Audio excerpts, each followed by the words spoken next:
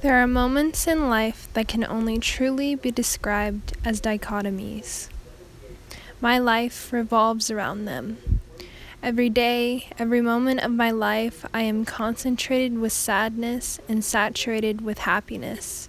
My heart is a revolving door of emotions, and I still manage to sail upon the sea of these moments, embracing every second, flowing with every wave. Then there is my love. The way that we met was beautiful. It was an insane, relentless, beautiful dichotomy that has never ceased to amaze every breathing part of me. On a hot May afternoon, Sigmund Freud's theory became my reality.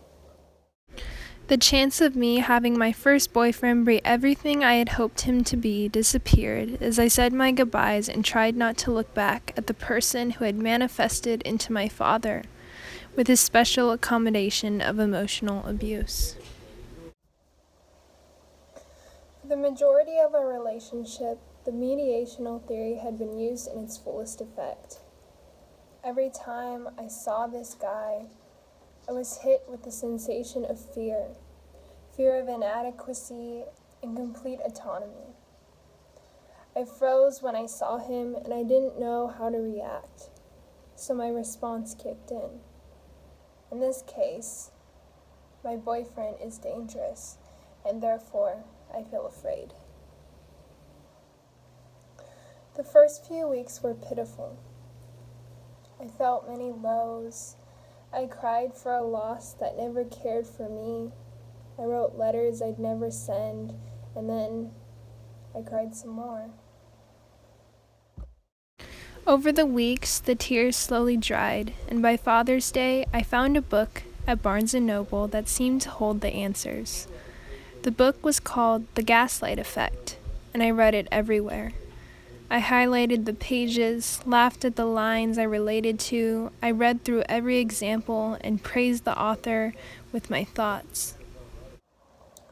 The intrinsic motivation to finish the book was deep inside of me, for I felt a reward every time I read something that made complete sense to me. I also, in a sense, experienced a need for power, as the power I felt in knowledge put me above the people who were hurting me. All of this motivation drove me. By late July, the final words were given to me in the wee hours of the evening. Upon closing the book and the rolled-up cover, my emotions almost burst into flames. Crying and laughing, I hugged my body and rejoiced in a feeling I'd never felt so dearly. Love for myself and everything that made me, me. A few more months went by. In August, I returned to school, carrying my newfound confidence in my pocket. Opposite to the year prior, I fully embraced my type A personality, but minus the hostility, and fully fledged into my passions and the people around me. I never shied to the feeling of new friends, and found myself making connections with people I never knew before. He was one of them. What started as a question in the form of a text on my Snapchat became a friendship. I poured my secrets into him, and he provided me with stories and jokes. I laughed, and he smiled. Along with the time and the phrases I grasped of his, I realized his smile meant so much more to me than I had ever initially imagined. September 14th, 2018, we met at the football game. It was under the Friday night lights. His arm rested over me. I felt anxiety as I wondered how this correlated to what he claimed he had thought of me. But this kind of anxiety was mere nervousness, and it proceeded to go away as my nerves lessened. My mind was racked as I thought of his confusion for his feelings and how, in this one fleeting moment, he had dragged me with him. I was fearful, yet again, of the uncertainty he had placed before me, and I didn't know how to respond. But I wasn't about to be played. I texted him that I couldn't be his friend any longer. If he was going to treat me this way, I had to move on and find someone who I knew was going to respect my feelings. I wasn't the girl who was allowed to be pushed over anymore.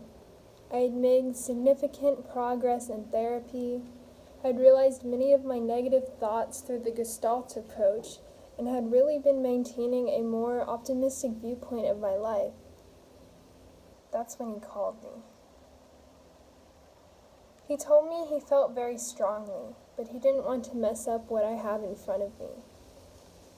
It was then that I realized the guy that I had idealized only 6 months before never felt I had a future if he wasn't in it as well, controlling every moment of it. This one puts me first. He likes me when I'm strong. He gives me respect.